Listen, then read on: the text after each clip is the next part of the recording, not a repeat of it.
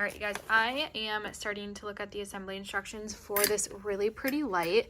Look how gorgeous this is. It's like a really thick flared glass, super good quality. I love the matte black with it, and then just like the clear flared ribbing. I feel like it's modern, but also like simple enough, but will spruce up your space. Super pretty. It's about 9.7 inches or so. So it's a decent size, and that's like measuring from here to here. And then obviously I'll put in a light bulb, but the instructions were very simple to follow.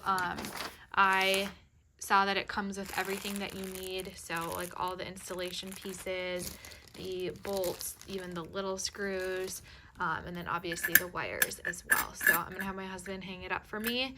I'm thinking I'll put it just in one of my hallway light fixtures and get rid of some of just those like classic basic lights, but I feel like it's gonna add so much character to the house, and like I said, it's such good quality. I love the look of it.